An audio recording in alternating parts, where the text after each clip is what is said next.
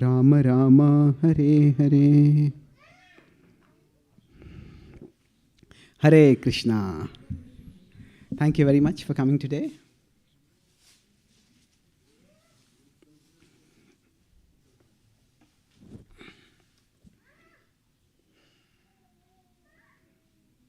So today we begin the final part of our 4-part series on balancing, forgiveness and justice. So would anyone like to share some points you remember from yesterday's session? What is the broad topic of yesterday's session?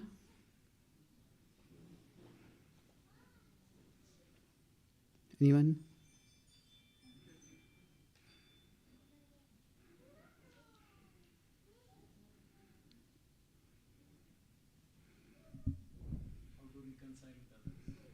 How to reconcile with others. Yes, we discussed the story of Vali and Sugriv and how. Yeah, I'm doing that. So, what are the 3 steps for reconciling? Acknowledge, apologize, amend. Yes. So, if we understand that we have done something wrong, then these are the 3 steps by which we can fix it. So, broadly, the way the sessions have been going is that, quickly summarize the 4 sessions that we have discussed. The first session was focused more on the topic of how there are times when there is a wrongdoing that is done, there are 3 stakeholders and all 3 need to be addressed. So there is the victim, the victimizer, and society. So for the victim, there is some kind of, do you remember? Reparation. Then for the victimizer, there is restriction or there is retribution, there's punishment. But underlying it, what is desired is rectification. So, and the last is, for society, there is regulation. So, there's a lot of shun over here, all shuns. Then the second session, we discussed about 3 kinds of wrongdoings and how a circumstantial wrongdoing can go down to a calculational or an intentional wrongdoing. And we discussed the acronym AIDS to discuss the 4 stages. Third session was about reconciliation. So reconciliation is more from the wrongdoer's side. What they can do is these 3 steps. Acknowledge, apologize, and amend. So in today's session, I'll be discussing 2 broad things. First is, say if there is the victim and there's the victimizer. Then on the victim side, there is, if say we have wronged someone, we can do this to reconcile. This is how reconciliation can be short. But on the victimizer's side, sorry, this is victimizer and this is victim. So from the victim side, when there is an attempt to bring about reconciliation, so here there is more of forgiveness because they have been wronged. So how does forgiveness go about? How do we go about forgiveness? And then lastly, we'll talk about how we can look at ourselves also. So if our own wrongdoings are there, if we have some weaknesses, we have some lapses, then when do we forgive ourselves? When do we push ourselves? When do we discipline or punish ourselves? There are 2 broad topics we'll discuss today. Okay? So now, let's begin. Now in forgiveness, yesterday I talked about forgiveness at 3 distinct levels. Do you remember the 3 levels? This shape. Yes.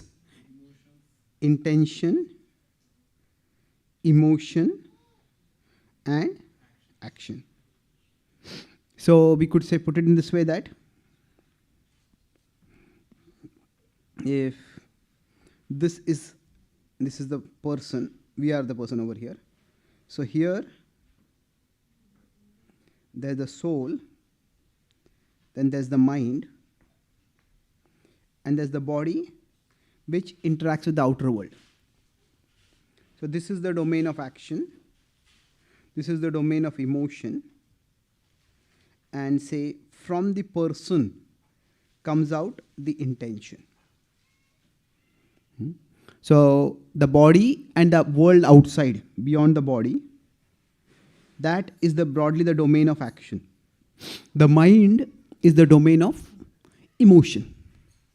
And the soul, now in Sankhya there is an elaborate philosophical analysis of where intention comes from. We are not going to go into that here. But broadly, we as individuals, we make the decision. This is what I want to do.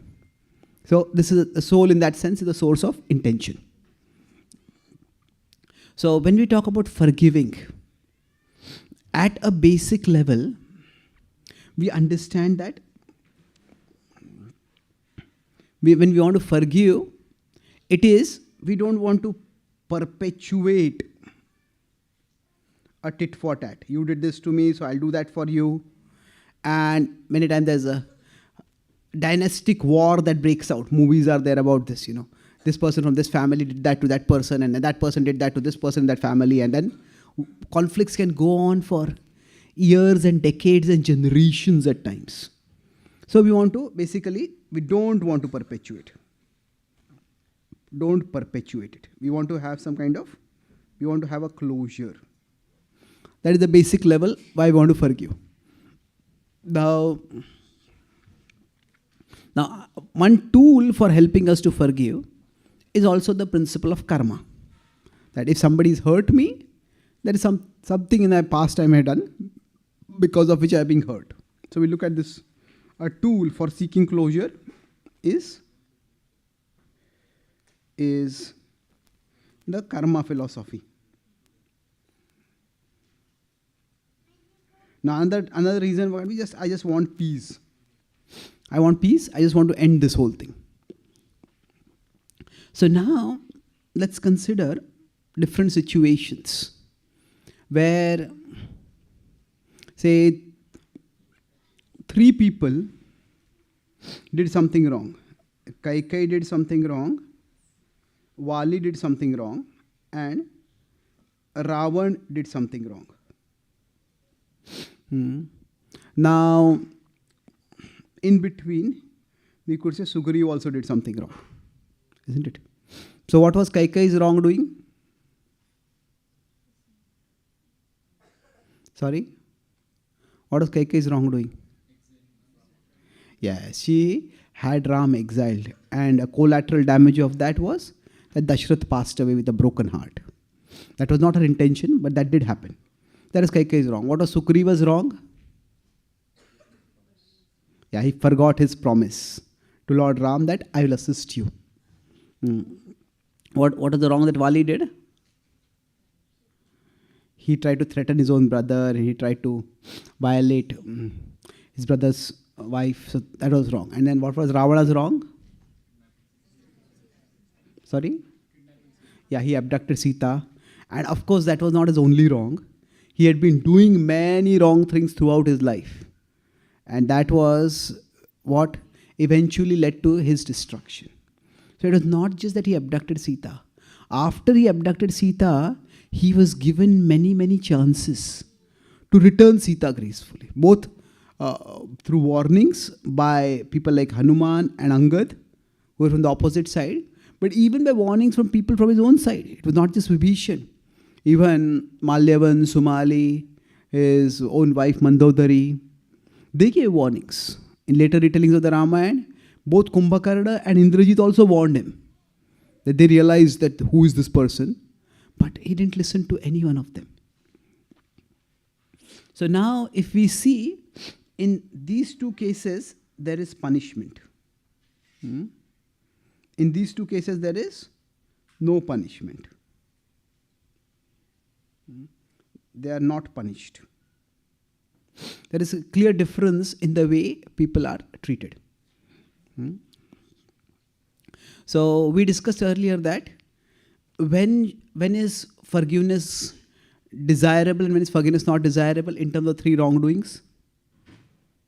What are three wrongdoings? Circumstantial, conditional, and calculational. So circumstantial means, circumstantial wrongdoings, then can we say that it is that time what we should do? Just forgive it. But if something is calculationally done, then that person needs to be punished. So let's try to understand this a little bit more. See, basically, forgive as an intention. That is always noble. That is always good. I don't want to hold this against you forever. But when we forgive, there are several caveats that need to be understood. So I'll talk about this, how to forgive. We'll talk about this in three broad terms. So first, I'll use the Naiti approach. Naiti means not this. So when we are forgiving, what does it mean? The first thing is, forgiving is not the same as trusting. There's a categorical difference between the two of these. Now, what is the difference between forgiving and trusting? Broadly speaking, you can say, if we are here in our life journey, so forgiving is for the past. Trusting is for the future. So forgiveness can be given. Trust needs to be earned. So if somebody, say, has stolen something from us, maybe you invite somebody, we give some money to someone and say, can you please deliver this money to that person? And then they use it for something else. And then they come to know, I saw this and I got an urge to buy this, or, I had this crisis and at that time I felt that I needed this. Now they explain it. Now we may decide, okay, I don't want to bring the law down on you. We may forgive that person if they promise to return the money or they return or whatever, they do some kind of reparation. But that does not mean we should immediately, next time when they ask for money, we should just uncritically give them the money. There's a difference between forgiving and trusting. And the example for this in Shastra is how Vasudev deals with Kamsa. You remember that Kamsa, he tried to kill Vasudev's new wife, Devaki. And then when Vasudev intervened, saying that I will give all my sons. She is not a threat to you. Her sons are a threat. So I'll give all the sons to you. So then, even after that, he put them in prison. And then when the 8th child was born, at that time, the 8th child was Krishna, and miraculously, the jail doors opened, their shackles got released, and he took Krishna, Vasudev took Krishna to Vrindavan in the dark of the night. And then he brought back the daughter who was born over there. Now that was Durga Devi, basically. Or rather, this was the daughter, and when Kamsa came to kill that daughter, she slipped from his hands and she manifested her as Durga Devi. Now, Kamsa was stunned by this. So Kamsa said, what have I done? He thought that Durga Devi is actually my worshipable deity. And he says, if Durga is born from you, that means you are really special. And he said that really Kali Yuga has come. Even the Akashvanis lie nowadays. Even the celestial voice, celestial beings, they lie. And therefore, what I am going to do is, he said, I did a terrible wrong by killing your children. So please forgive me. And of course, he tried to justify. We'll talk about valid and invalid uses of karma a little later. But he tried to justify, ultimately, don't blame me for this. Everything happens to us by our own destiny. So your children, they died by destiny. But now, it is remarkable that the Bhagavatam says, Vasudev and Devaki forgave Kamsa. But, did they trust him? Oh, actually the 8th child is not a girl, it's a boy and he's in Vrindavan. No, he didn't do that. So, in the first stage, when we are forgiving, we need to clearly differentiate between forgiving and trusting. If we don't differentiate, then what happens is forgiving will seem unnecessarily difficult. How can I trust this person? Or forgiving can become unnecessarily dangerous. Both ways. If forgiving is not equal to trusting, if this is not understood, it's unnecessarily difficult. Because if we think that I have to trust this person the way I trusted them in the past, how can I do that? Or if we actually end up, so basically we can't do because it is, but somehow if we do it, the result of it can be unnecessarily dangerous. Because we are putting ourselves in trouble over there. Or at least we are subjecting ourselves to, not subjecting necessarily, opening ourselves to further trouble or hurt or danger from that other person. So now does that mean we can never trust that person? Yeah, we can. But it depends on their actions. It depends on their actions. So in forgiving, basically, we could say forgive but don't trust. That's the first step. That means forgive in terms of intention. Okay, I'll forgive you. Maybe you can even speak the words of forgiveness. But that doesn't mean we trust. And then there are two different directions which you go. If there is reform, on the other hand, if there is no reform, then what happens is here we can forgive and trust. This is where we have the saying forgive and forget. So, okay, that was a chapter in the past. It happened. After that, that person has shown a track record by which they are acting in a reliable way. They are acting in a principled way. They're not out to hurt us. Then forgive and trust. On the other hand, if there is no reform at all, then we may still forgive in spirit, but we may seek justice at a practical level. So forgive and trust, this is what happens with Sugriv. Now, Sugriv, there's a one-off danger where he makes a lapse. He forgets his promise to Lord Ram. But that's completely circumstantial. It is a very unusual set of circumstances. As I said, after a long period of being in the forest, suffering terribly, now suddenly he has got entire luxury of the kingdom available, and on top of that, there's nothing to do. Because of the rainy season, he can't go out anywhere. So he just succumbed to indulgence. But as soon as he was warned, he changed himself.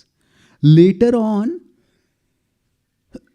just before the war, when Ravan tried to tempt Sugriv, Ravan tried to create division in Ram's forces in various ways. He tried to tempt Sugriv, then he tried to tempt Angad. None of them worked. But when he tried to tempt Sugriv, Sugriv didn't even have to think once about it. He said, Ravan said that, I had an arrangement, very good arrangement, a treaty with the previous ruler, Wali, of your kingdom. Now that you are the ruler, let's continue that same treaty. Now, I haven't harmed you in any way. You don't have to harm me. You just go back. And I will give you lots of gifts. So Sugriv said, the day you abducted Sita, you have messed with me. You have interfered with me. So if you want me to go away, you have to return Sita. Basically, Sugriv didn't talk with Ravan, but Ravan had sent his messengers. So basically, that's where he was not tempted. So there's no need to mention something again and again. Somebody may have done that long time ago. But just bringing back people's past wrongs to hit them in the face, that just unnecessarily alienates. So forgive and trust. If they don't repeat the same action, there's no need to bring it up. Now, on the other hand, if we consider Arjuna versus the Kauravas, Now, did Arjuna specifically forgive the Kauravas? Well, the point is that Krishna tells Arjuna, Nirvairaha sarvabhuteshu. Like I said in the beginning, have no enmity towards anyone. If they had not ready to give up, they had not been ready to give up the enmity, they would not have even considered the peace proposal. They were ready to do that. So when justice is being sought, one of the key characteristics of justice is proportionate. Whereas revenge is often disproportionate. So what does this mean? That, see, the Pandavas, they fought against and killed the Kauravas. But after that, the Pandavas didn't attack Dhritarashtra. Although Dhritarashtra was definitely a part. Now, how much was his part? That is open to question. Did Dhritarashtra know when Duryodhana tried to poison Bhima? Unlikely. Did Duryodhana know when Duryodhana tried to burn the Pandavas? He definitely knew something. Without his consent, things would not have happened. At least to some extent, some knowledge. Did Duryodhana know when the Pandava's wife Draupadi was being disrobed? Of course he knew. It happened right in front of him. And not only that, when the dice match was going on, he was again and again asking, has Panchali been won? Has Panchali been won? So basically the mask of neutrality that he had put on till then, it slipped and it fell away at that particular time. But the Pandavas did not consider him to be a threat. Okay, he was there, he did something wrong, but now that chapter is over. So there is no need to punish him for it. So basically, there is forgiveness, but from forgiveness and intention means I don't want to drag this on again and again and again. But okay, I want to put a closure to it. But how do I go to put a closure? I may put a closure to it, but if the other person keeps doing the same thing, then I cannot put a closure to it. But so that's why forgive, but don't trust. Now don't trust, what does it mean? That means that we have to set some boundaries. Boundaries could be in terms of withholding some information. It could be in terms of withholding some resources. So there is this verse 9:30 and 31 in the Bhagavad Gita, which can become quite controversial. Which are these verses? Does anyone know? Apichet suduracharo bhajate imam ananya bhag sadhureva samantavya samyak vyavasito hi saha. So even if my devotee commits the most terrible of activities, Krishna says such a person should be considered sadhu. Now sadhu can be translated as saintly. Sadhu can also be translated as good. Like sadhu. Munaya sadhu prishtoham. That your questions are very good. So basically that person can be considered well situated. So now this basically saying wrongdoer plus devotee. If somebody is a wrongdoer and somebody is a devotee, so Krishna is saying, consider this person to be well situated. So what does this mean actually? Now, there are acharyas who have analyzed that what does this mean in the Gita's context. This particular verse has quite elaborate commentaries, and the commentaries range from quite liberal to quite conservative. So basically the point is, if somebody is a devotee, how can they be a wrongdoer? And if they are a wrongdoer, how can they be a devotee? And if they are a wrongdoer and they are a devotee, are they well situated or are they not well situated? So there are some caveats over here. Wrongdoer plus devotee is basically, Krishna is saying steady devotee. That means that is like a one-off wrongdoing, apichet sudracharo. One-off wrong action is happening, but overall that person is determined to practice bhakti. So in the context of the Gita, what does this mean? In the context, Krishna is telling Arjuna that even if you think that fighting against the Kauravas is a durachar, Even if you think like that, Krishna has given elaborate arguments to tell him that it is not a durachar. It is your Kshatriya dharma that you have to fight. But even if you consider it to be durachar, if you're doing it, bhajate mam ananya bhak, if you're doing it in a mood of service to me, then you are well situated. You're not going to sthana drashta patantyata. You're not going to fall. You will be well situated, you will be purified, you will be reclaimed. That is the specific context in terms of the Gita. Krishna is telling Arjuna in various ways the glory of bhakti over there. The next verse points to Arjuna specifically when he says that, even people who are considered low born, they can be elevated by the power of bhakti. Then what to speak of a person who is high born like you, Arjuna? Kim punar brahmana punya bhakta rajrashyastata. So when we look at this verse, that's in the context of the Gita. But here, why are we discussing this? We are discussing this in terms of what does forgiveness mean for somebody who is a wrongdoer. So there is a conservative meaning of this. So for example, I don't remember the exact acharyas. The Jiva Goswami, Sridhar Swami, Chakravarti Pad, many acharyas have commented on it. And their commentaries, in their own commentaries, the whole commentary doesn't focus on one particular theme. They also go over a spectrum. So I'll not focus on which acharya has given which explanation, but which explanations which explains fall in which direction. The conservative explanation is, this is simply rhetorical. That this cannot happen. A devotee cannot be a wrongdoer. So for example, rhetorical means, it's rhetorical glorification of bhakti. So for example, it is said that the Lord says to Narayan, not Narayan says to Narad Muni, that Naham vasami vaikunthe yoginam hridayeshu va yatra gayanti mad bhaktaha tatra tisthami narada. I don't reside in Vaikuntha. I don't reside in the hearts of the yogis.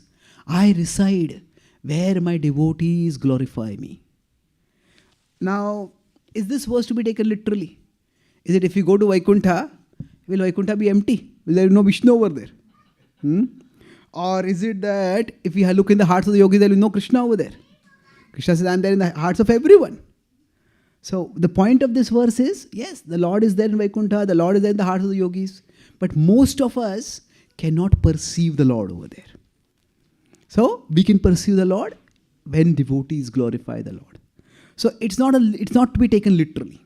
It's a rhetorical glorification of the glorification of the Lord, of Kirtan basically, of Krishna Katha. So there are many places that are rhetorical glorifications like this. So when Lord Chaitanya Mahaprabhu tells Srivas Thakur, even if the goddess of fortune becomes poverty stricken and she has to go house to house to beg for alms, still there will never be any shortage in your house. Now, can the goddess of fortune ever become poverty stricken? No, it's rhetorical. So the extreme conservative explanation is that this is rhetorical. This can never happen. It's just, the point is the glorification of bhakti. Then, now the more liberal explanations, they go in the direction of that the person may do some wrong. Everybody has certain conditionings. Everybody may be subject to certain conditions. And because of those conditions and conditionings, they may do something wrong. But the key point, liberal understanding is that never lose faith in bhakti, faith in Krishna or in bhakti. Not just faith in, but faith in and commitment to bhakti. That okay, whatever has happened, I did something terrible, but although I did something terrible, I am not going to give up the service of my Lord. There is no other solution to it. The atonement that I am going to do, that is also the service of the Lord only. So one maintains that faith. One doesn't think that, oh, I was practicing bhakti and still I did something terrible. Therefore, bhakti does not have any power. Maybe I should do something else. Maybe in the past, Srila Swami says, maybe I should worship some other devata. Maybe that devata will protect me from wrongdoing or its consequences. And nowadays, people may think, okay, this condition there, let me give up bhakti, let me go and do some self-help course, let me do some de-addiction, let me do this, let me do that. Now, that person doesn't lose faith in the power of bhakti. Now, somebody may use something supplementary, but they see that as a part of their bhakti. Krishna can give us many different resources. So one doesn't lose faith in our commitment to practice of bhakti. That is, then that bhakti will purify them. Conditions and conditionings, if we consider,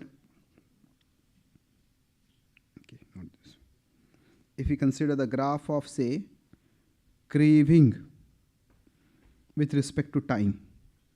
Now, it is not that this craving, it stays high all the time. It's never like this.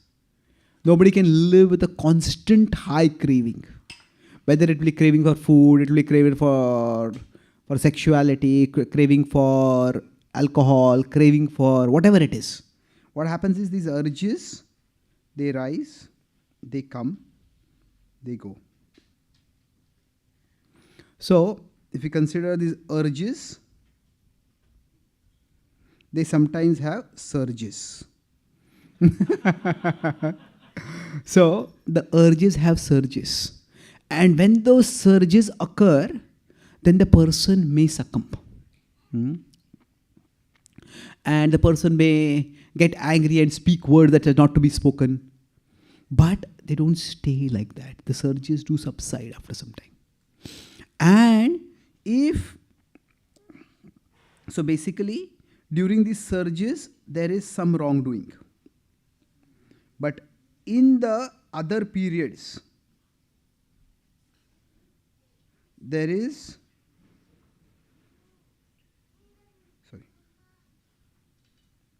in all these other periods, there is steady bhakti practice. A person does not give up the practice of bhakti. So if this is happening, then Krishna is saying that such a person should not be considered to be condemned. Such a person should be considered well situated. That because that person is continuing the practice of bhakti. So now what does this mean? Now here, I earlier pointed out that it's a one-off wrongdoing. But here we are seeing that the surges are happening repeatedly and the wrongdoing may also be happening repeatedly. So then if a person is doing wrong repeatedly, then can that person be considered well situated? Can that person be forgiven? So here, there are some nuances that come up over here. So now this, slowly through this dynamic, I have also shifted the discussion to ourselves. This can apply to others in the devotional community who sometimes keep doing something wrong. Or sometimes we also may be doing something wrong, although we want to stop, but we are unable to stop. So what do we do in such situations? So broadly speaking, Krishna says that for mind management, when Arjuna says the mind is restless, chanchalam mana Krishna, Krishna responds in 635 by talking about two main things. Abhyasena tu kaunteya vairagyena cha gruhyate. So now this abhyas and vairagya can be translated in many different ways. I'll focus on one particular perspective. Bonds and boundaries. So the abhyas, the practice that we do, is for strengthening our bonds. So we strengthen our bonds means we keep chanting Krishna's name, we keep serving Krishna, we try to strengthen our connection with Krishna. And the boundaries are vairagya. That, okay, I need to make some changes. So for example, somebody is trying to recover from alcoholism. And they're trying, but they may also have those surges. Everybody has moments of weakness when they may tend to succumb. So when those moments of weakness come up, at that time, what do? At time, it is important that they have some boundaries. So for example, if somebody is an alcoholic, and that alcoholic is staying right next to a bar, say, I'm very serious about giving up alcoholism. Okay, you may be serious, but the thing is that we all have moments of weakness, especially with respect to some strong conditioning. If they are staying right next to a bar, then there'll be no bar for them to go to the bar. Isn't it? Just, and sometimes some people say, they even have, especially in the Western world, people have a bar inside their home only. And they say, it's not for me, it's for my guests. Well, your own alcoholism will come as a guest. Isn't it? So, boundaries need to be created. So when I said forgive but don't trust, so that means that we may need to create boundaries. So boundaries can be for the other people, that we may withhold certain information, like Vasudev withheld some information. So it could be withholding some privileges, withholding some facilities. So it is important that a person, it's when we say we are withholding trust, it is not just so that they won't hurt us. It is also that they don't hurt themselves. So it can be, boundaries can be what we insist that others follow, or boundaries can be we also need to establish and enforce those boundaries for ourselves. So broadly speaking, the boundaries will ensure that, now how strong should the boundary be? Basically, you can say the boundary needs to be strong enough to survive this intense period. If we get an intense craving and at that time the object is easily available, then immediately we'll succumb. But the intense craving comes for some time, it goes away after some time. Say if we are reading the Bhagavatam and we feel bored or we feel distracted, we think, okay, let me look at maybe like a YouTube, find something, what are the new movies released, or what is the sports news, what is the political news. Now, okay, there may be a time for that kind of social interest, but maybe at that time, I don't want to do that. So maybe how do I avoid that?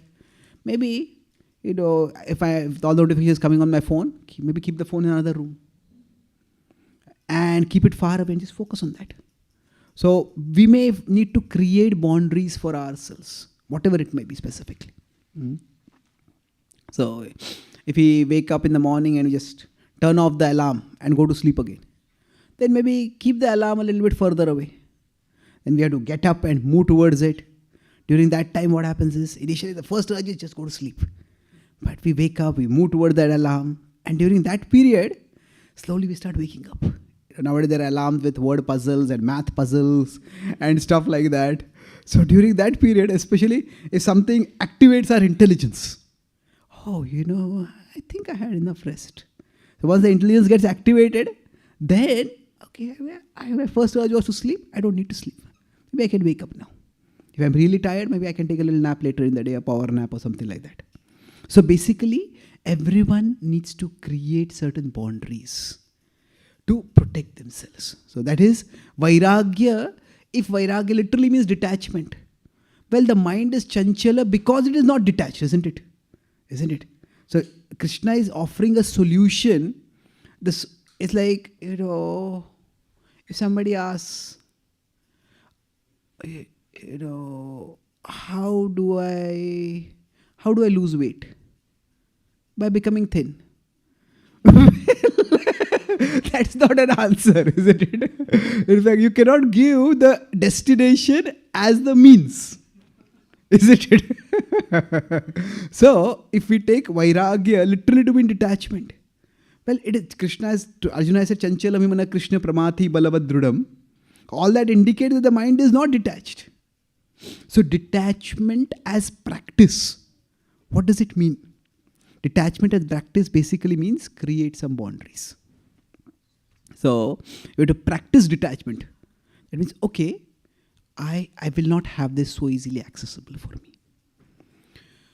So, this way, we can at least protect ourselves during those times when the urges started becoming very strong. So, but however, just setting boundaries is never enough. Because these cravings will keep coming. And we can, okay, if the tempting object is not easily available, we may not succumb to it immediately. But we are still struggling to say no to it. And saying no is never very pleasant. So if you see in the section in the Bhagavad Gita, the Sthita Pragya section, that's 254 to 72. So first in 258, Yada samharte chayam kurmo angani sarvasha. As the tortoise withdraws its limbs into its body, that is where Krishna is talking about boundaries. But immediately after that, 59, 60 and 61. 59, immediately Krishna says that Vishaya vinivartante niraharasya dehina. Just boundaries, just having boundaries, no. That will just feel like niraharasya. As if, I'm just not getting the basic nourishment that I need. So, when some religious traditions are pursued as just putting restrictions, don't do this, don't do this, don't do this, then that is very alienating. In the Christian tradition, there are the 10 commandments, thou shalt not. So, there are many atheist, materialistic gags, critiques of this. So, in the Bible, it says, in the beginning was the Word, and the Word was God. And so the atheists have made a gag out of it. In the beginning was the Word, and the Word was no. You can't do this, you can't do that, you can't do that. So Prabhupada told devotees who were doing college preaching, Hridayanand Maharaj and others, he says, the worst thing that you can do when you're doing college outreach is present Krishna consciousness as a set of rules. That is not what we should be able to do. Yes, the rules are there, but Krishna consciousness offers us a worldview.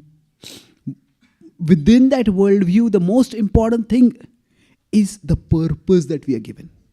What is it that we are going to go towards? So, 59 says, this feels like starving. Niraharasya. And 60th verse, Krishna says that because it feels like starving, nobody can starve for very long. So, even the wise, they relapse. Yatato yapi kaunteya purushasya vipaschitaha.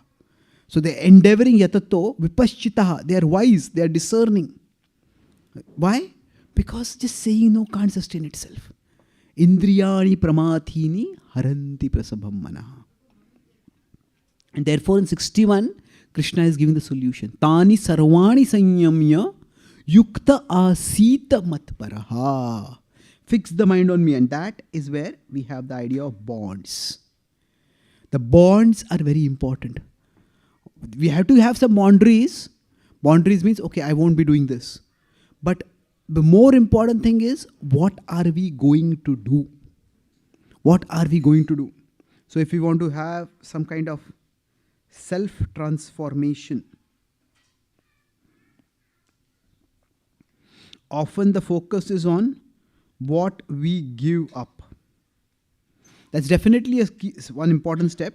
But what is much more important is what we take up. Okay, if I'm giving up something, what else is filling my mind? What is driving me in my life? So we could say this may be first. We all need some boundaries, but this has to be foremost. Sometimes we say first and foremost. Well, no. First and foremost are two separate things over there. Everybody may need some boundaries, because if there are absolutely no boundaries, then we may not be able to bond also with Krishna. So if I'm sitting down to chant the holy names, and in front of me I'm watching TV, then it's very difficult for me to focus on Krishna, isn't it? So okay, some boundaries are there. While I'm chanting, at least I will not be exposing myself to distractions. That's a basic level. But after that, the key is I need to be bonding with Krishna. So boundaries are required, but the most important thing is what we are taking up. How are we connecting ourselves with Krishna and with a higher purpose, with a higher engagement in relationship with Krishna? So put another way, if we consider This is our consciousness. Now within our consciousness, say there are certain impressions. The impressions are of the anarthas. And from those anarthas that are there,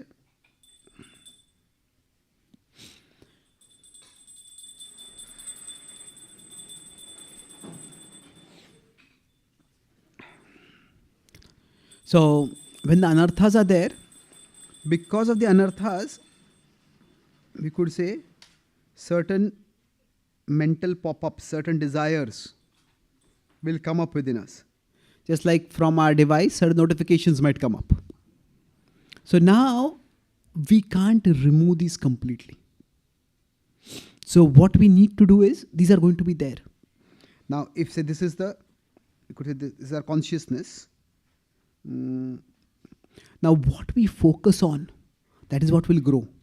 If I say, I will not do this, I will not do this, I will not do this. Now we keep saying, I will not do this, but our mind will sneak along and with an eraser and just erase the knot. I will not do this, I will not do this, I will do this. That's what happens. So even when we are focusing on something to say, I will not do it, still we are focusing on it. Isn't it? And then when you focus on it, it starts growing, it starts growing. So basically, even if I decide, I will not do this, because there is a focus, that not will get deleted, and then within our consciousness, that particular thing will completely consume our consciousness. So instead, a healthier trajectory is that we bring something else into our consciousness. It might start small, it might start very small. I will do this. So for example,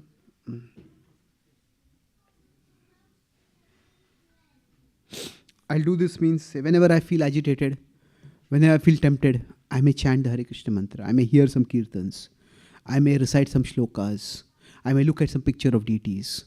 And it's not just moments when we are tempted. Like we need to have some driving purpose in our life. Okay, this is the service I can do for Krishna. Now this is what I want to do. I have been given some abilities, I want to use them in Krishna's service. I have some responsibilities, I want to do them in a devotional mood. So when we have this focus on I will do this, then what happens is, with time, okay, let me move it this way a little bit. Then that what I will do will fill my consciousness. And then that temptation, that temptation, that will decrease and that will go away from there with time.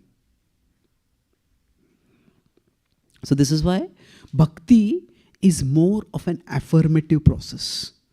Bhakti is that param drishtva nivartate, yukta asita matparaha.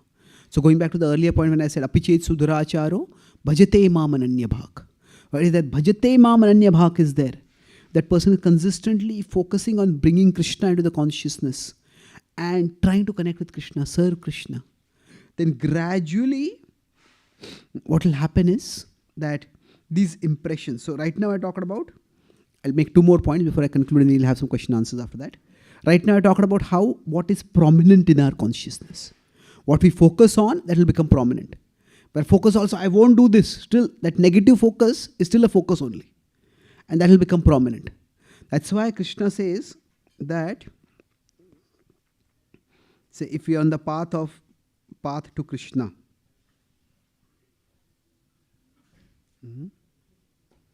then he says that we have to avoid raga, but we also have to avoid dvesha. Because both can be distractions. Raga is a positive focus. Positive focus means, oh, this is so enjoyable, how can I live without it?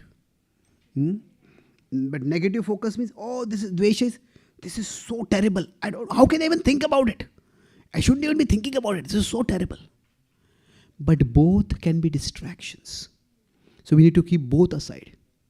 Just like say if we come to the temple and say if we're attached to someone, then maybe somebody is exploring a relationship with someone, and that person is also part of the community. Then they come to the temple. Before they look at the deities, they also look, is that person come over here? Isn't it? Now that is a distraction. But suppose we are quarreled with someone, and then we come to the temple, even then also, why is this person here? So we may notice that person too much. Even if we come to the temple, we're looking at the deities, and if we hear maybe that person's laugh or that person's voice, immediately all our consciousness will go toward that person. Why is this person here? What is this person doing? Why is this person so happy? So raga and dvesha, both of them are we can be distractions. That's why even negative focus, I will not do this, I will not do this, I will not do this. That is also a form of dvesha.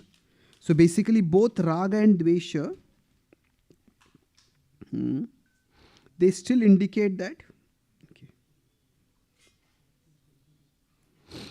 raga and dvesha both actually indicate that we are still emotionally fixated. We are emotionally fixated in that. Okay. Right. So somebody may say, oh, doing this is so terrible, doing this is so terrible, doing this is so terrible. How can I think about this? How can I have done this? What a horrible person I am. So both keep us emotionally fixated in the unhealthy, in the whatever word we want to use for it, in something which is unhealthy, something which is unholy, something that means simply undesirable. So what we want to be is, instead of being emotionally fixated either way, we want to be emotionally invested in Krishna. We want to be emotionally divested from the world, and we want to be emotionally invested in Krishna. So the bond part, bhajate imam ananya bhag. So the bond is basically we become emotionally invested in Krishna more and more. Slowly, okay, whatever I like about Krishna, let me hear that pastime, let me hear this kirtan. Slowly we increase our emotional investment in Krishna. And then by that, as we become more and more emotionally invested in Krishna, we become emotionally divested. Now, emotionally divested doesn't mean we don't care for it at all. It just means that we are not so fixated on it. So, in this way, we all can move ahead in that journey of self-transformation. So, from being emotionally fixated in the material things to emotionally invested in Krishna. And in some ways, what happens is raga, we understand that is unhealthy. But dvesha is also unhealthy. So dvesha is not vairagya. They are two very different things. Dvesha is basically we are negative. There is negative emotional fixation. Oh, this is so terrible. This is so terrible. There is no, vairagya means there is no emotional fixation.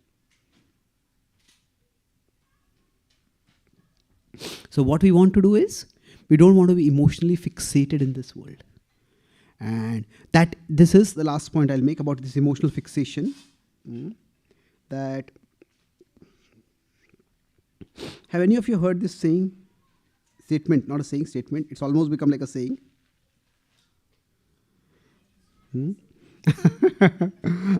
I am a fallen soul. We hear so many times, we almost make it like a auto-repeat statement. We often keep saying it of ourselves. Now, sometimes what happens is, the fallen becomes so big that we forget that I am the soul. I am fallen. Actually, we need to understand that bhakti means sarvopadhi vinirmuktam. We have to give up all designations. And I am a fallen soul. Fallen is also a designation. It may be lasting for a long time. It may last for, with respect to a particular conditioning, it may last for a lifetime also. Maybe it may last for multiple lifetimes. But from the perspective of eternity, it is still temporary. It is still a temporary designation. So if we identify, when we are trying to give up some conditioning, and if we keep relapsing again and again, then we may start thinking, oh, I'm such a fallen person, I'm such a fallen person, I'm so fallen. So that the soul is always pure. The soul is always a part of Krishna. And even though we may have conditionings, even though we may have limitations, still Krishna loves us. Krishna cares for us. Krishna wants us to bond with him. So that fallen, we need to be aware of that. But the soul part is what we need to focus on more.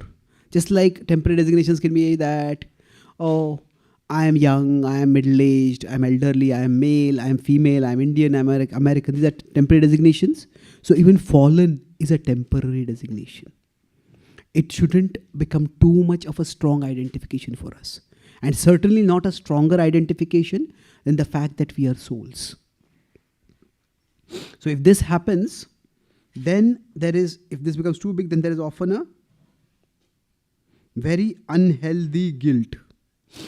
Now, guilt can sometimes be good if it protects us from wrongdoing.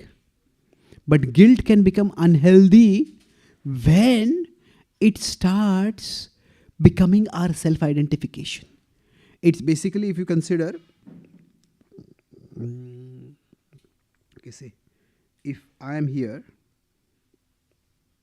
and some wrong action, some wrongdoing is here, and say Krishna is here. So guilt is meant to be like a boundary over here. Guilt is meant to be like a boundary. So whenever I'm inclined to do some wrongdoing, I feel bad. Yeah, I should not be doing this. So that kind of guilt is healthy. But sometimes when we over-identify with the guilt, or I am fallen, then actually guilt goes over here. Instead of coming between us and the wrongdoing, guilt starts coming between us and Krishna. Oh, I am so fallen. How can I practice bhakti? What is the use of my practicing bhakti? What is the use of my chanting? So this is... So this is basically what can be called as pseudo-guilt. It is, generally, what is Maya? Maya is anything that takes us away from Krishna. So if the sense of guilt also takes us away from Krishna, then that guilt is actually Maya. That's why I'm calling it a pseudo-guilt. And if we connect this with Shastra, see, in the Bhakti Rasamrita Siddhu, one of the characteristics of a devotee is said to be Asha Baddha. A devotee is always hopeful. A devotee is bound to be hopeful. Asha Baddha means a devotee never loses hope. So when the guilt becomes too much, then basically we start losing hope. We start losing hope in ourselves. We start losing hope in Krishna. And if that is happening, then that is definitely unhealthy. So for us, some people often maybe that they may think that by sending somebody on a guilt trip, I can get them to practice bhakti more and more. How can you not do this? How can you not wake up in the morning? How can you not fast? And now that kind of thing, maybe in some occasions it's okay. But Krishna says, bhajatam priti purvakam, not bhajatam guilt purvakam. Isn't it? So, yes, Krishna, I am fallen. But still, you are so kind to me. Because you are so kind to me, so I have hope that I can be elevated. I have hope that I can be transformed. And therefore, I will practice bhakti. So the focus for us, when we are having those when we are focusing on the bonds, then this pseudo guilt doesn't trouble us so much.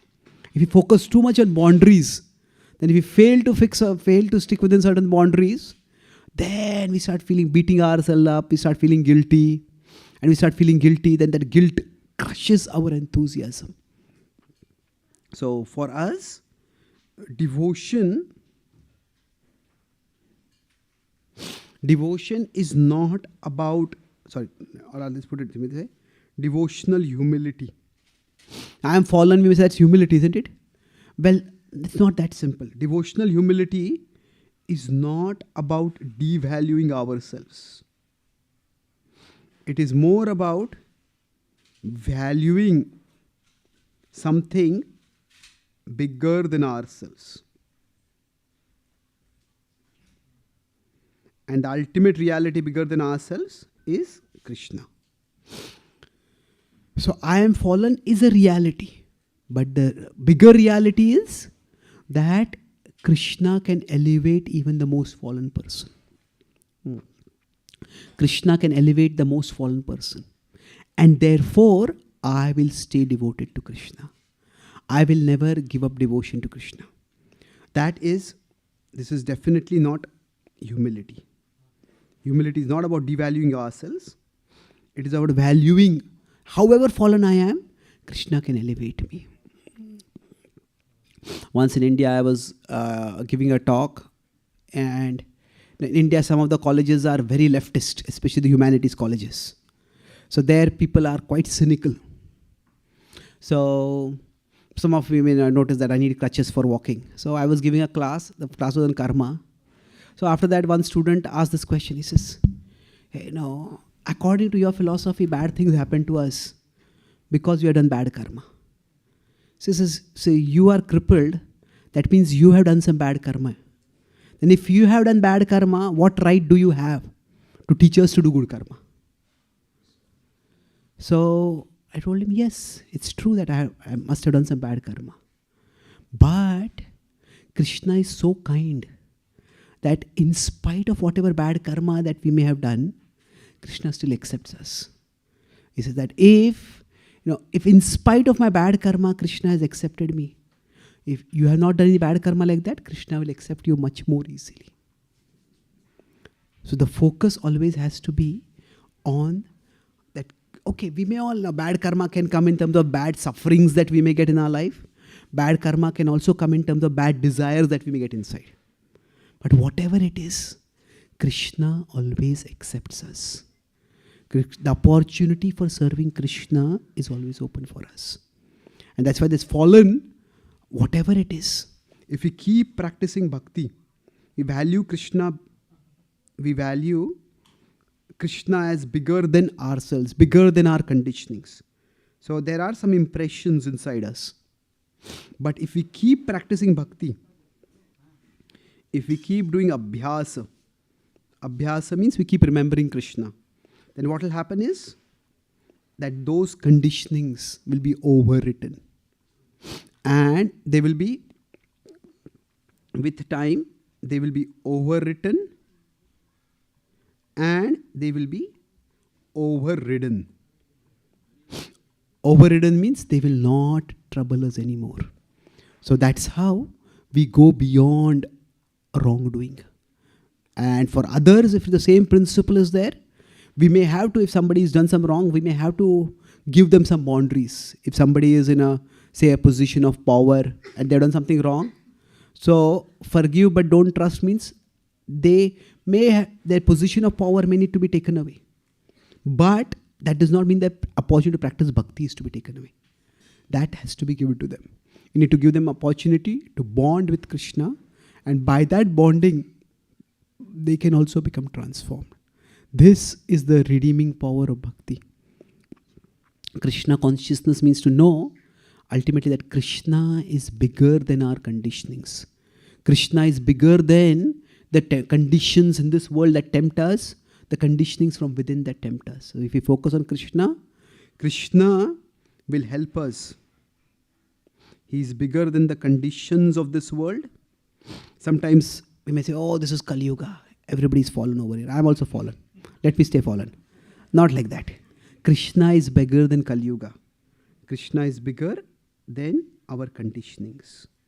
And if we focus on Krishna, then we can be elevated and eventually liberated by His grace.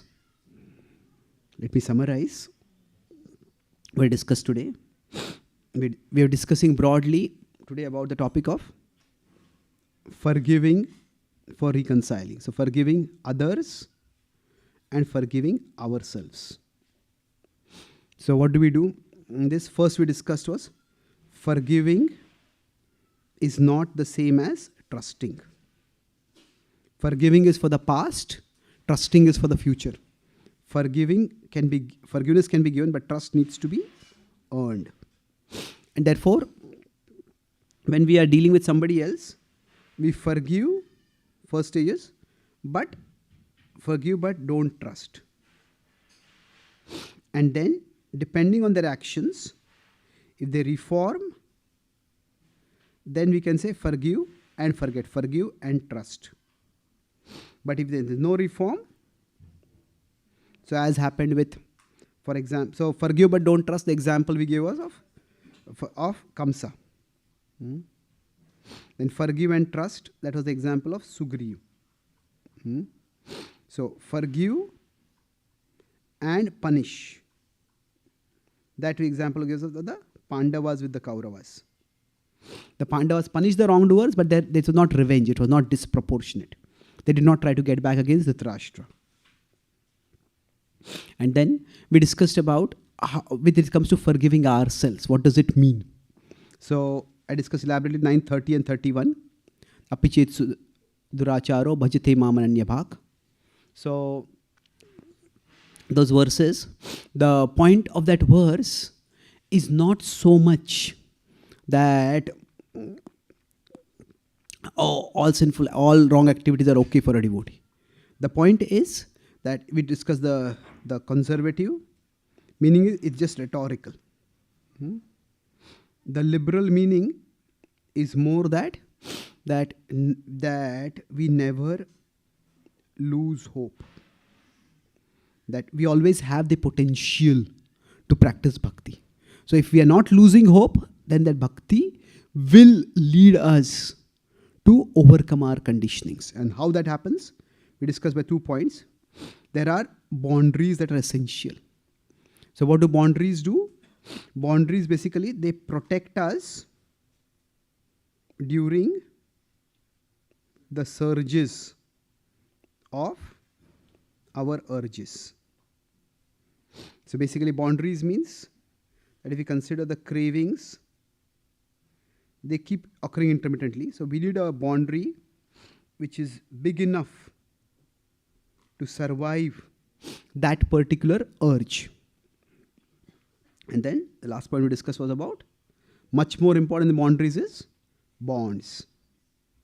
So boundaries is basically vairagya. And bonds is abhyasa. We try to connect with Krishna. So bhakti is not so much focused on what we give up. That's important, but what is much more important is what we take up. This is required, but this is much, much more important. If you focus on giving up, then what happens is, we discuss 2 problems focus on giving up is that negative fixation is still a fixation, that is dvesha. And the dvesha can become a problem. And then negative focus, if you focus on giving up, it can also lead to unhealthy guilt, where we are focusing too much on I'm not able to give this, I am fallen. So when there's unhealthy guilt, basically what happens is there's over-identification with the fallen condition, with the fallen designation. So instead of that, what we want to do is, we focus on taking up. Okay, wherever I am, I can still connect with Krishna. So in bhakti, our focus is on hope. Hope in Krishna and hope in us as souls. The soul is always a part of Krishna. The soul always has the potential to connect with Krishna. So if you focus on this hope aspect, then every one of us can definitely be elevated and transformed. Thank you very much. Hare Krishna.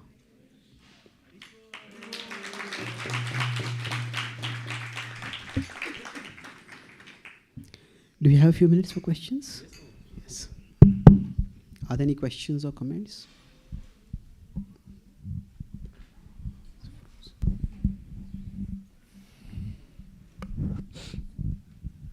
So, Prabhuji, you used a specific phrase called emotional investment in Krishna. So, can you give some examples of that? Okay, emotional investment in Krishna.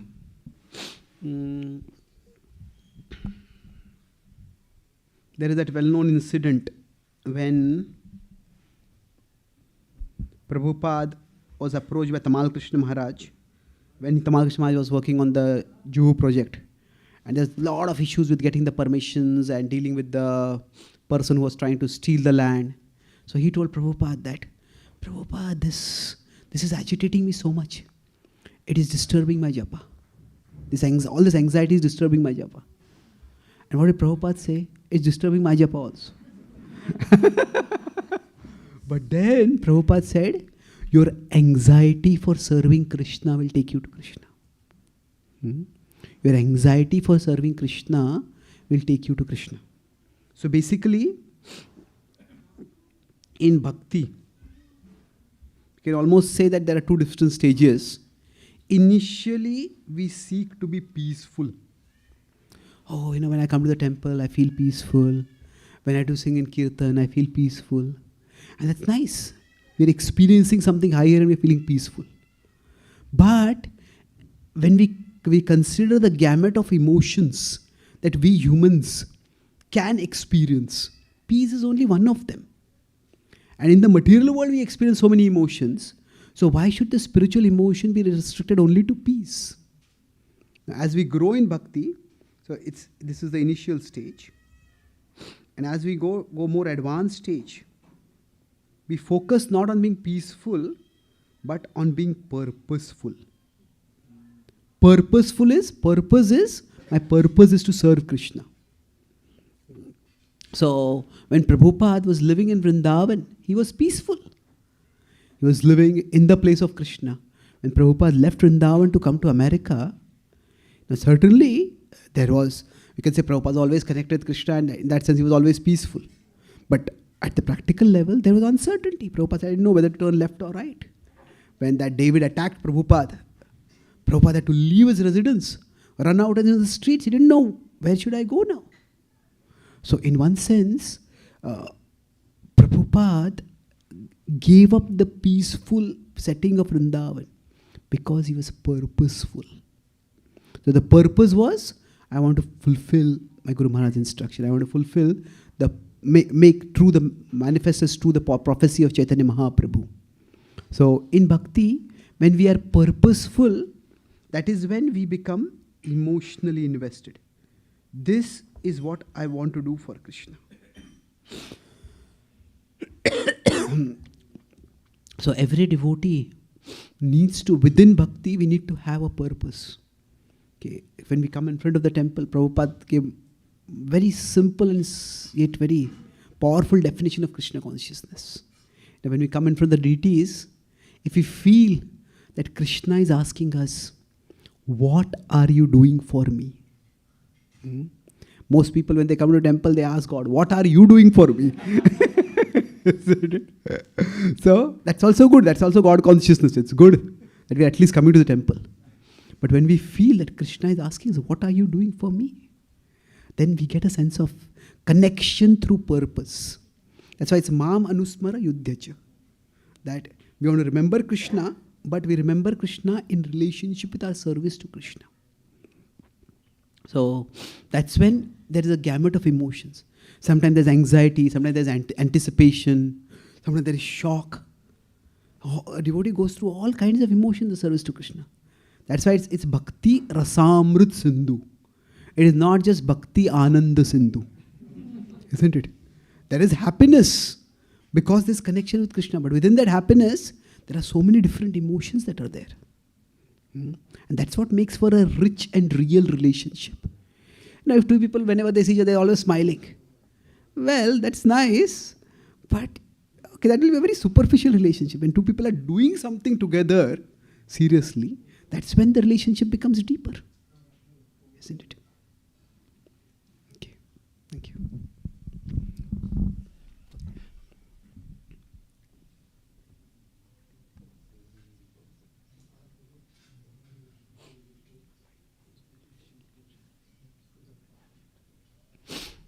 Yes. Yeah, Prabhu. So first, the word of appreciation, Prabhu. It was to see your lecture is seeing a professor who can really solve any word problem and decompose it into a real mathematics and see how the problem can be solved. So thank you very much. And it was the most photographed session. I think everyone was taking the picture of your slides. So Prabhu, the question is. I would like to go little detail, like in terms of the humility. Like, so just like you are decomposing so many concepts you decompose, right? How to know that we are progressing, I am progressing on the humility or not progressing on the humility. If you can decompose it a little bit and show the relationship with the tolerance, right? As a devotee, tolerance is an important virtue, right? So if you can show a little bit, that will be very helpful. Okay. With humility, if I refuse to answer the question, will you exhibit tolerance?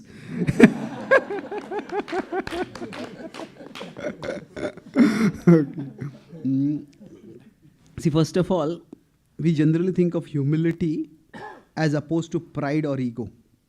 We think of it as a duality. This is a dual vision. But actually, the reality is more not a dual, but it's a trilateral vision. There are three things over there. One side is one side is ego, the other side is insecurity or inferiority, and in between is humility. So ego means I can do everything. Basically, I am God. So insecurity means I can do nothing. I'm worthless. I'm lost. Humility means I am something. I can do some things. Mamaiva amsho jivaloke. So most of the times in today's world, what I find is that people suffer much more from insecurity than from ego.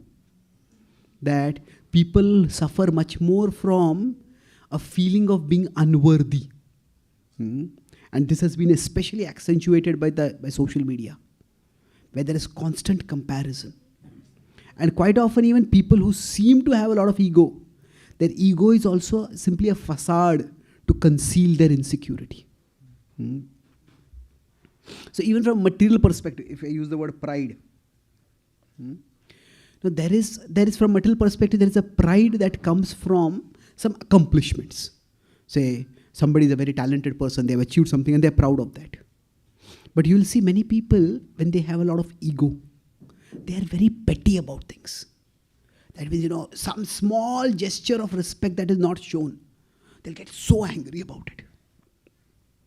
So what happens is, people who don't respect themselves get very angry when others don't respect them. People who don't respect themselves, then they have that insecurity and their ego is just a facade. Then because they're not respecting themselves, they demand and insist that others respect them. If others a small infringement, small disrespect is there, they will just become so angry about it. But for people who have really done something in their lives, and there's a pride because of that, for them, if somebody doesn't respect them, it's not such a big thing. Okay, as we say, even if the dogs bark, the caravan rolls on. So basically, mostly most people are here. They are on the side of insecurity only. And so-called ego is just a facade. And such people, often there is petty emotion. Some small thing can make them angry, small thing can shake them up, depress them. On the other hand, when there is pride, there is more of indifference. That indifference may not be necessarily good. I just don't care for you. I don't, that, as I said, I don't care for your opinion. So basically, this humility is that I am something. I am an amsha of Krishna. And that means I can do some things. So we need to focus on humility in that sense. That, okay, I am a part of Krishna. And when we have this focus on I am a part of Krishna, then a devotee can do certain things which may even seem proud and arrogant. but they are not.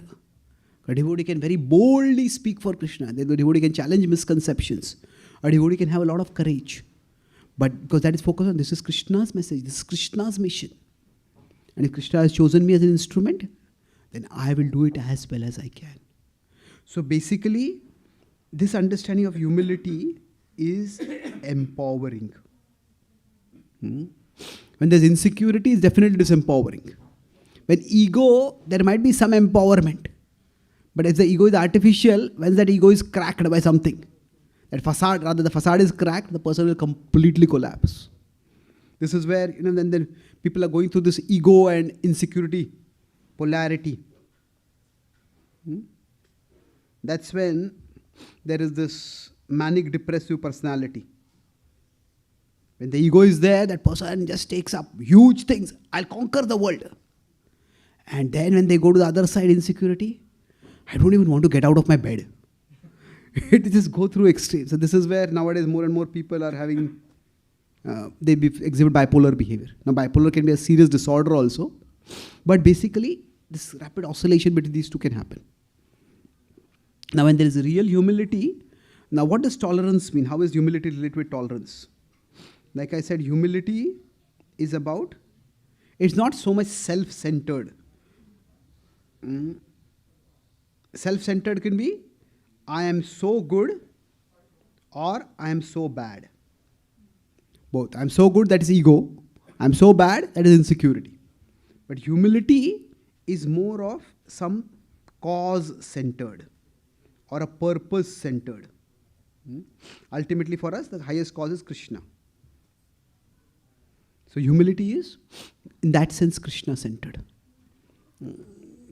Among the various causes, the ultimate cause is Krishna. So when it is Krishna-centered, that devotee, by the focus on Krishna, can naturally, when this happens, a devotee exhibits tolerance. So what does tolerance means? Tolerance basically means two things. Keep small things small. And keep big things big. So tolerance is not just about tolerating anything and everything. Like Krishna says, Tam sitikshaso bharata. Tolerate. But why tolerate? The verses after that is, if somebody is yamina vyathayantete purusham purusharshabha. One who can tolerate samadukha sukham dhiram somrutatvaya kalpate. That person can attain eternal life. So now, where does it begin? Actually, it is a reciprocal relationship. The more we keep big things big, the more we can keep small things small. So, if we keep, and conversely, if we keep small things small, we can focus on keeping big things big. So, in that sense, if humility is Krishna-centered, and that itself helps us to keep the big thing big. And then we can keep the small thing small. Say, if sometimes somebody comes to a temple, then, like some people when they come to a temple, in India we have a temple near Juhu, which is quite in the area where there's a lot of, Bollywood is very close by. Many Bollywood stars stay in that area. Now some of them when they come to the temple, I don't want to judge their motivations. Some of them may have genuine devotion, but as India is becoming more and more religiously expressive to some extent, they may come just because for them it's a photo op. So they are coming not so much to take darshan as to give darshan.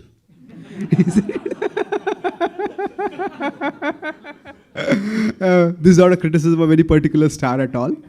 My point is that when somebody is doing that, then if they come into the temple and nobody notices them, they will feel extremely agitated.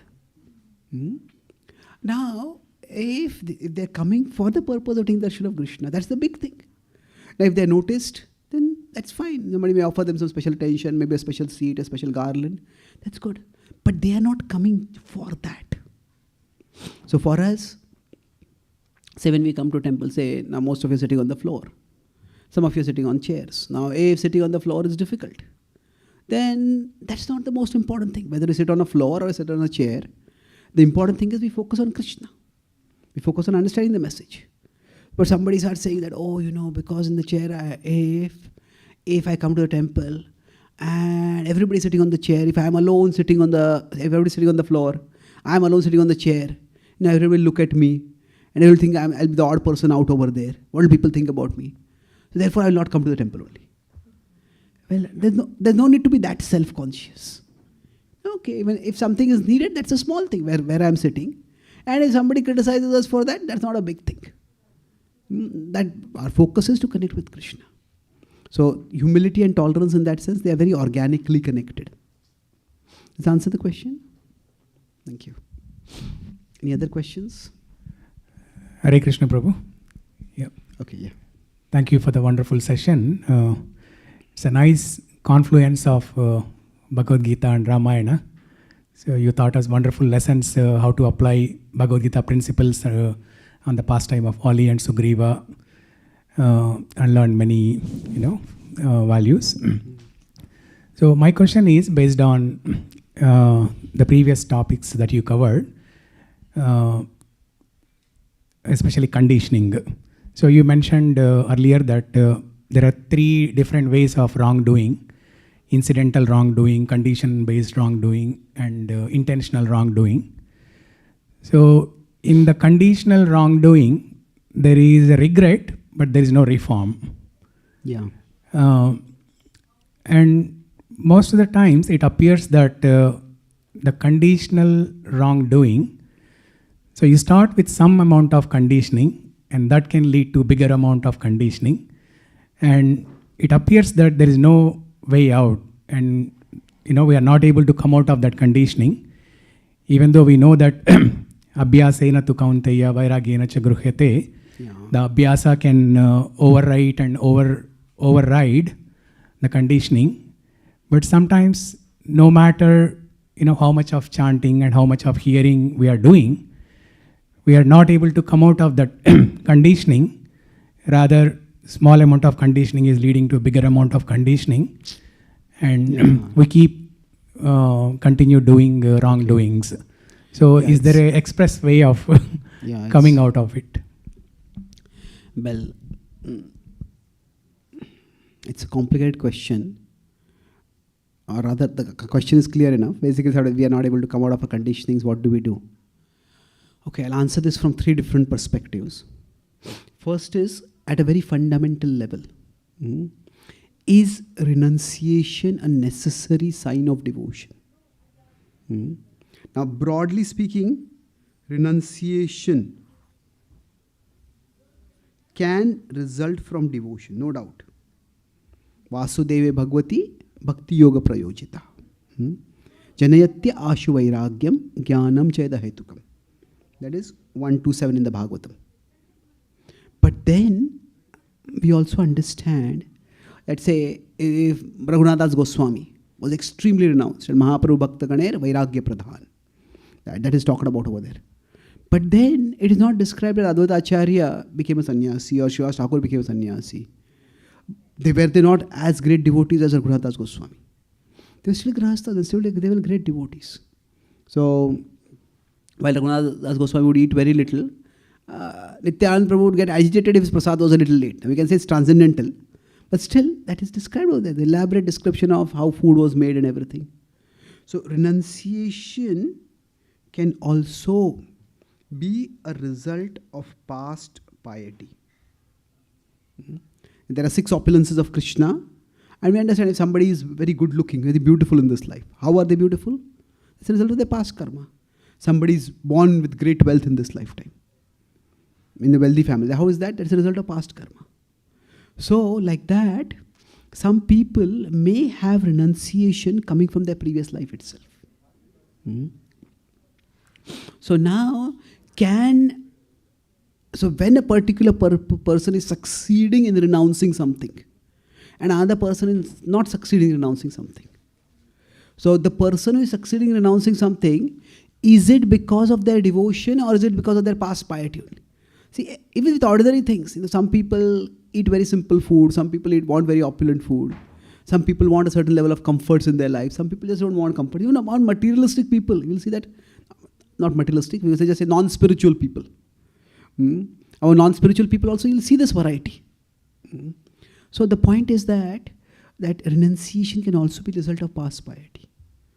And say a particular standard of renunciation, somebody may come to it very easily and somebody may struggle to come to it. So we don't have to take renunciation as the primary parameter of our devotional growth.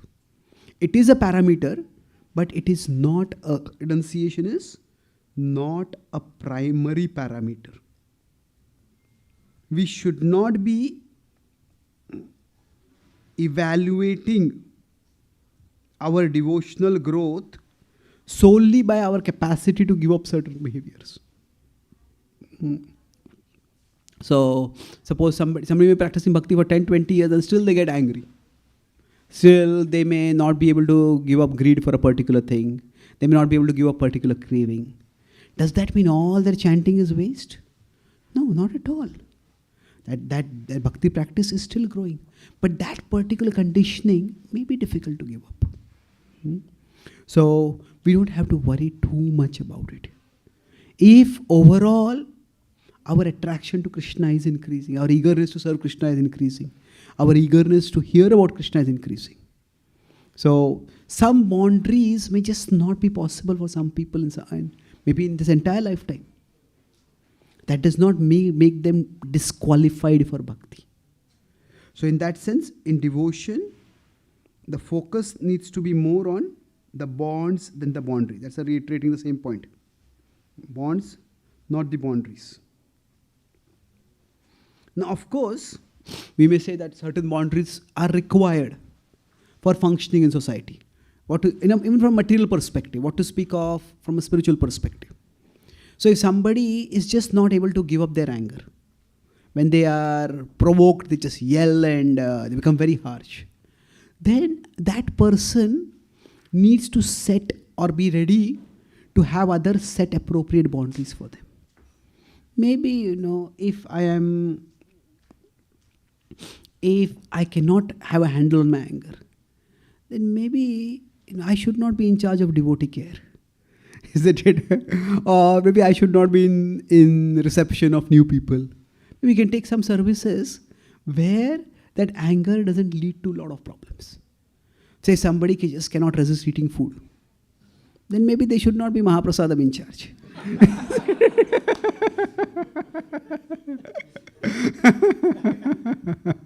Okay. So we may need to voluntarily accept some boundaries. At the first level, just don't fixate on it. Don't think that we are not advancing just because we are not able to adhere to a particular boundary. Bhakti is ultimately about a relationship with Krishna. And that relationship with Krishna, it's apratihata. It cannot be interrupted by anything material. If a particular conditioning is too strong, that may limit us in doing a particular service to Krishna. But that does not limit us in connecting with Krishna itself. That's the first point. Second point is that we all may have different depths of conditioning. And different depths of conditionings means that we all may require different time durations. So if different time durations are there, often we feel bhakti is not working for me because we are comparing with someone else. But that even in purification, comparison may not be healthy. Say for example, there's this small thing in India. Have you heard of this? So, suppose somebody has visited a website called Bollywood.com. And maybe they visit 50 times, 100 times. And then they come to a spiritual talk and they hear about Bhagavad Gita. And they decide, okay, I want to learn what is Bhagavad Gita. And they type B. What happens? Bollywood comes as autocomplete. Why? Because that's the conditioning that is there. But consider two people. Say one person who has visited Bollywood.com 500 times. And the other person has visited Bollywood.com 5,000 times. Now, what may happen is, see, if we visit Bhagavad-Gita.com once, twice, thrice, 5 times, 10 times, then what will happen after some time? Bhagavad-Gita.com will also start coming as autocomplete. Maybe initially it will come as the second autocomplete. Still Bollywood.com will be the first autocomplete only. But after some time, maybe to this person, there are 50 visits to Bhagavad-Gita.com. Then what may happen is, then this will become the first autocomplete. Because 50 as compared to 500 and 50 recent as compared to 500 older, this will become the first autocomplete. But for this person, after the same 50 visits, still Bhagavad-Gita.com may still be the second autocomplete only. Isn't it? So we don't know how much conditioning we have. And that's why if we start comparing with others, it can just be unhealthy. So as long as we are doing abhyasa, okay, I am directing my mind towards Krishna. But as soon as I leave my mind idle, immediately my mind goes towards a particular thing. That autocomplete does come, that pop-up does come. Okay, doesn't matter. Let me try to focus on going towards Krishna. So that's be patient. Tam sitiksha svabhata. Be patient. So the key principle is here. Don't compare, be patient. Bhakti is working. Bhakti is working, but it may work at different paces for different people. And the third point is that it's a look deeper. When we say look deeper means that sometimes it's like we can go deeper. There is some unhealthy craving. Now, under every unhealthy craving, there is some healthy need. So, for example, somebody drinks. Now, why do they drink? Maybe they are social drinkers. Maybe they went to college, they went to company, started working in a company, everybody was drinking over there. And they didn't want to feel left out. So they drank because they wanted a sense of belonging. So in this case, what happens is, drinking, it is the unhealthy craving. But underlying it is just a sense of belonging. So if they come to a spiritual community, and here nobody is drinking, then they just start coming to bhakti, and the drinking just goes away immediately. Because the drinking was because of, it was social drinking, it was social reasons. But for somebody else, maybe their drinking was for psychological reasons. Maybe whenever they feel down, whenever they feel bored, when they feel distressed, they feel depressed. So that is more not a social coping mechanism for them, it is a psychological coping mechanism. So whenever they feel down and dejected or depressed, they drink. Now, when they come to bhakti, even while practicing bhakti, sometimes they may feel depressed. And for them, still now, just being in the devotee community is not addressing their need. So then they may need to find out some other way to address that underlying need. Okay, when I'm doing something, when I'm eating so much, or when I'm doing this or doing that, whatever it is, what is the underlying need in that? Now we can say that there are layers of underlying needs, and ultimately what we need is Krishna. If we get Krishna, we get everything. But there could be intermediate needs, intermediate healthy needs that are prominent for us. So those needs also have to be addressed. So if you see, Hanuman faced 4 obstacles on the way to Lanka. I'm going to do all 4, but the last 2 represent 2 different ways of dealing with attachments. One was Simhika and the other was Lankini. With respect to Lankini, what did Hanuman do? Just he slapped her and she fell away and he went ahead. Like that, some attachments for us, we just knock them aside and we move on towards Krishna, and Lankini didn't come chasing after him. She just was sidelined. So some attachments, just the power of our purpose to move toward Krishna helps us shake them away. But what happened with Simhika was that she was not only holding him, making him motionless, not only blocking him, but she was also swallowing him, dragging him in. So what did Hanuman do at that time? He went inside and then he broke her body from inside and he came out. So like that, some attachments we can just knock out of the way and move towards Krishna. But if some attachments are just holding us on, then we have to go inside them. Go inside to understand what is actually happening. What is it? What is that I actually need over here? So for somebody, if it's when they're feeling distressed, at that time, the drinking is their psychological coping mechanism, see. Then they may have to find out, when I'm distressed, can I do something else to address that feeling of feeling discouraged or distressed? And maybe for them, okay, if I hear some very sweet kirtan, then that helps me. Or maybe I can look at some beautiful pictures of Krishna. Or it may even, whatever it is, that particular, when we develop a healthier coping mechanism, then that healthier need it is addressed, then that particular craving will go away. So we have to be resourceful. There are many different ways. So 3 things. First is, don't fixate over that as the sole parameter of advancement. Second is, be patient. And sometimes some conditionings may be more in us than others. And third is, go deeper to find out what is the underlying need that I have to address. And once that need is addressed, then we'll find that the craving will not trouble us so much. Okay.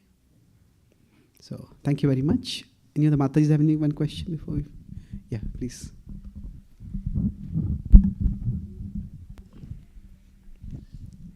Hare Krishna. Thank you, Prabhuji.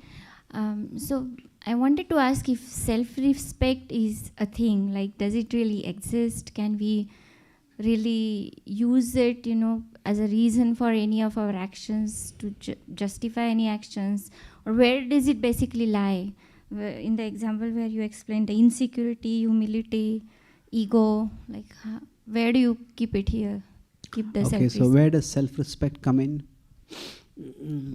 I would say it depends. Certainly, if we understand that I'm a part of Krishna, then every part of Krishna needs to be respected, including this part. Isn't it? It's not that only all those parts. Now we will say amanina manadena. That is there. But that amani, the way Prabhupada defines humility is that don't be anxious to have the satisfaction of being honored by others. Don't be anxious to have the satisfaction of being honored by others. So if we consider within Krishna consciousness, so there is self-respect and there is respect for Krishna. So these two are not completely unconnected. What do I mean by this?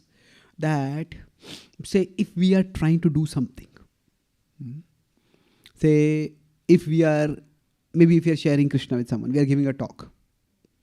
And throughout the talk, some people are looking at their phones, people are chatting with each other, we're not paying any attention at all. Then we may decide that, like Prabhupada's guru told him, Bhaktivedanta Thakur told him that if nobody comes for your talks, speak to the walls, preach to the walls. Now, that is a statement of not losing our enthusiasm to serve Krishna. But when Prabhupada was preaching in India and people were not coming, Prabhupada did not think, let me preach to the walls for the rest of my life. Isn't it? Prabhupada did a dramatic thing. He came to America. So, if we are Krishna-centered or if we are service-centered, then we will naturally evaluate how our service is being received. And if a particular place, the service is not being received well.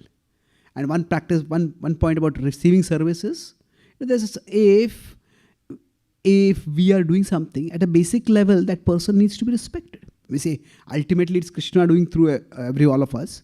But if we are an instrument of Krishna, the instrument needs to be respected. Otherwise, if that instrument is not respected, how can the instrument even function?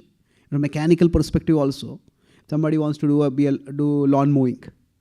But if somebody says, okay, mow my lawn, but the whole lawn is filled with cars and I'm not going to move any of the cars. How can you move at that time, isn't it? So even an instrument needs space to function. And expecting, demanding, and insisting that the space be given for that instrument to function, that is not lacking in humility. So if we say self-respect, as if we understand that the self is a part of Krishna and the self is an instrument through which Krishna's plan works in this world, then whatever space is required for that self, that space needs to be sought. So when Prabhupada went from India to America, in India, he was culturally respected as a sadhu. That, oh, he's a sannyasi, he's a sadhu. People are not interested in really becoming his followers, but they're respecting him.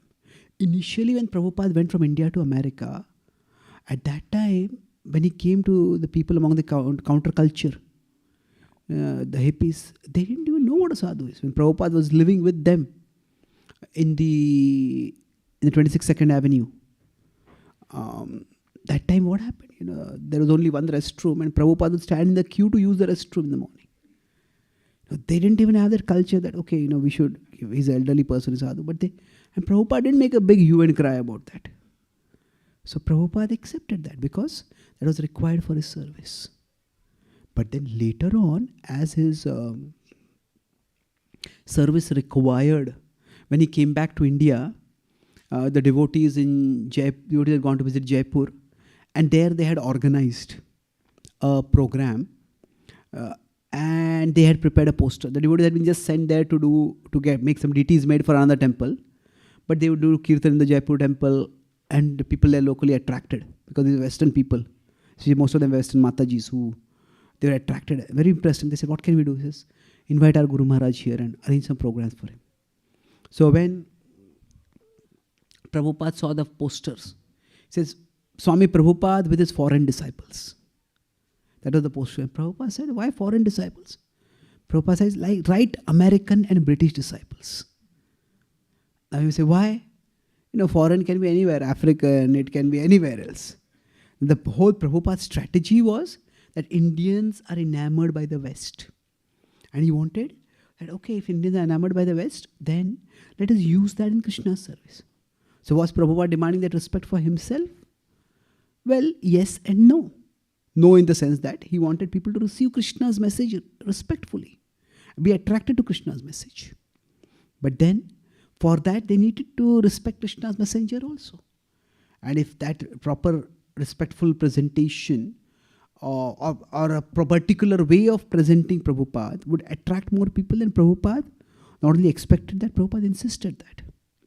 So, to summarize all that I said, basically, self-respect, it can, on one side, be self-obsession. If you're constantly worried how much people are respecting me, how much people are not respecting me, that is unhealthy. But self-respect can also be a part of our service to Krishna. So if we go to a particular place, we are invited to give a talk, and we give a talk over there, like I started that answer.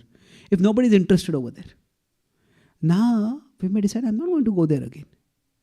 Now, is that because we're not going there because our ego was hurt that nobody was paying attention? Was it Krishna's service that was impeded? Well, it may be a mix of both. But the fact is that whatever it is, Krishna's service is being impeded over there. Then there's okay, I decided I will not go over here. And we cannot wish away the need for self-respect also. In the Bhagavatam, when Dhruva is insulted, and Narad Muni hears about it, it's an amazing verse. Aho kshatriya tejasam mana bhangam amrushyatam. He says how splendor, how wonderful is the nature of the Kshatriyas that they cannot tolerate disrespect. Now we say tolerance is what we are all expected to have. But the idea is, when the Kshatriyas cannot tolerate dishonor, that psychological makeup of theirs is used so that they will never do actions that will bring dishonor on them.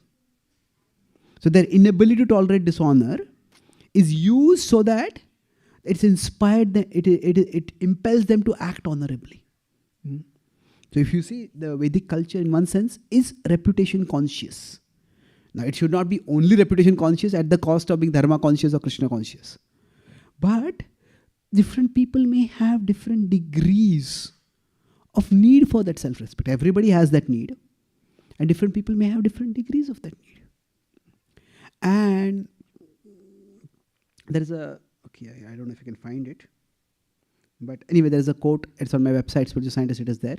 But there Prabhupada says that how to preach to very successful people, those are very shreshthas. So he says, we have to become expert to learn how to present Krishna consciousness to such people. He says, and they may be proud, but that's all right. They have earned it. So they have earned it. What it means is, if somebody is very famous, somebody is very successful, then whether it is ego, whether it is self-respect, we don't have to go too much into analyzing that. How can we attract people towards Krishna? And what applies to others, to some extent, will apply to us also. We don't want to be ego-centered. But at the same time, we cannot just wish away everything that we had in the past. So it has to be, how best can I increase my Krishna consciousness? So if some devotee interacts with us in such a way that that interaction leaves us feeling extremely insulted, extremely disrespected or offended, then what do we do about that? We can say, oh, okay, tolerate it. But sometimes it may just not be tolerable. And that whole thing is going on again and again and again in our mind.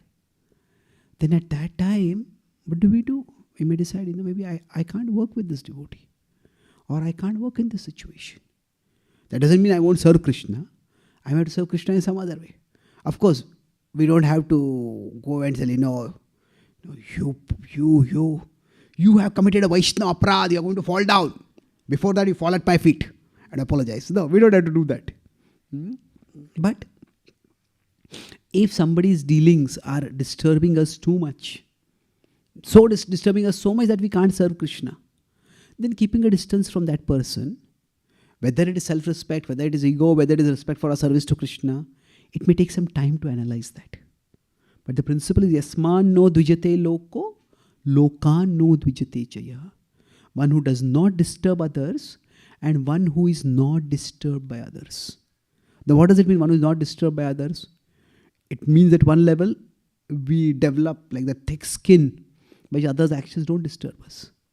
But if others' actions are disturbing us, then don't just remain in that situation. Move to some other situation and keep serving Krishna. So for us, humility or tolerance, even if we say humility means no self-respect, it doesn't mean that. But even somebody says that, okay, you are feeling agitated, that means you have a lot of ego. You say, no, it's my self-respect. There's no need to get into a conflict over that. The point is that because of this particular behavior, I am unable to focus on Krishna. Now, Prabhupada did not start an international society for humility consciousness, isn't it? It is International Society for Krishna Consciousness. So it is that we have to manage our own emotions in such a way that we can keep moving toward Krishna. Okay, thank you. So we can talk separately afterwards if you have a question. Thank you very much. Shri Ramachandra Bhagwan ki, Srila Prabhupada ki, Gaur Bhakta Vrinda ki, Jai Gaur Premanande.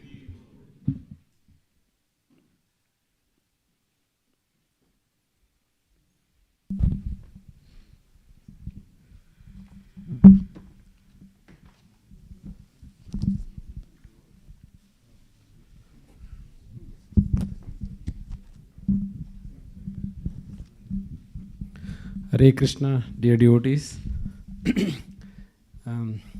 Last year when Chaitanya Charan Prabhu came here, so he started the overview of Bhagavad Gita, chapter by chapter, verse by verse, and after the end of that seminar, I think many of us who have already done Bhakti Shastri, Bhakti Vaibhava, we felt that so much of insight when Prabhu start blackboarding or whiteboarding, and the way he explains the connection between the previous verse and the next verse. And similarly, this time, he took a pastime, he took a Leela, Kishkinda Kand, and we were able to dive deep because of Prabhu's so much of the way I felt that I was in attending a college almost 20-25 years back. Like Prabhu, the way Prabhu you were whiteboarding, it's really captivating. Everybody keeping their attention, not deviated. I can see among the young ones also, they were just engrossed in making the notes. So let's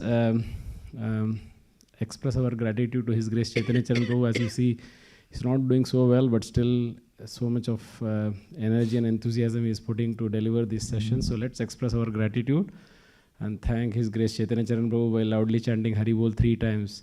Hari Bol! Hari Bol! Hari Bol! Also lost call for the 2 new books, maybe 1 book and the 1 calendar quotes. The Living the Ramayana, $5. Gita Wisdom, $15. Sorry, $7 and $15, but combined is $20. So last chance, and Prabhu can also sign if you want to grab the rest of his other book. We almost have a collection of more than 12 plus books. So if you have not have it, so please go and grab it. This is the last time that you can have it. Thank you, Chaitanya Prabhu. Hare Krishna. And I feel so, when the session was ending, there was also content in terms of what we discovered in this 4 series, but also sadness that it is ended very soon. Actually, the 4 days just passed by so quick. Actually, so I wish that you can come here for longer durations and have in-depth sessions like on topics like the Leela or philosophy. So thank you, Chaitanya Charan Prabhu. Hare Krishna. Thank you very much. It was wonderful being here and trying to. I was at one place. They said, Ramayan बताया, राम का कुछ रस ही नहीं था उसमें. And there was no rasa of Ramayana, so, but there are different rasas. It not be necessarily a devotional rasa. There can be an analytical rasa also, which concludes in bhakti. So I'm grateful to have the opportunity to share this with all of you. I pray that Lord Ram and Lord Krishna's blessings coming on all of you and entire Seattle Yatra. It's an amazing project, beautiful deities and huge potential here. So pray that blessings keep showering on all of you individually and collectively. Thank you. And one good news, Prabhu will share the notes. So some of you were taking the screenshot from the projector and all those things. So you will get all the notes of all the 4 sessions that